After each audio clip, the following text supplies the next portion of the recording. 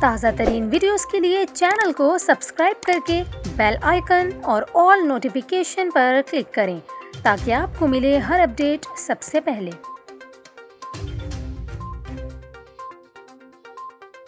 اور یہاں پر آپ کو خبر دیں، بجلی کی بندش کے خلاف کراچی کے علاقے ماڑی پور روڈ پر احتجاج کرنے والے شہریوں پر پولیس نے لاٹھیاں برسائیں اور شیلنگ کی۔ بجلی کی بندش پر گزشتہ روز سے ماڑی پور روڈ پر خواتین اور بچوں سمیت علاقہ مکین سراپا احتجاج ہیں۔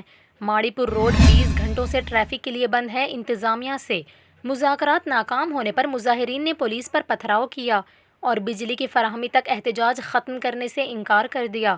پتھراؤ کے بعد پولیس نے مظاہرین پر لاٹھی چارج اور شیلنگ کی۔ مظاہرین کو منتشر کرنے کے لیے پولیس نے ہوائی فائرنگ بھی کی۔ مظاہرین کے پتھراؤ سے ایک پولیس اہلکار زخمی ہو گیا جبکہ پولیس نے 4 افراد کو گرفتار کر لیا۔ اے ایس پی عاطف امین کا کہنا ہے کہ ماڑی پور روڈ ہب چوکی سے شہر کو جوڑنے والی مرکزی سڑک ہے۔ صبح 4 بجے بھی میں نے مظاہرین سے مذاکرات کی کوشش کی۔ مظاہرین کے مطالبے پر کے الیکٹرک سے تحریری معاہدہ بھی کروایا گیا۔ جب معاملات طے پا گئے تو مظاہرین میں دھڑے بن گئے۔ اے ایس پی کا کہنا ہے کہ ٹریفک میں پھنسے لوگوں سے کچھ افراد نے لوٹ مار بھی کی۔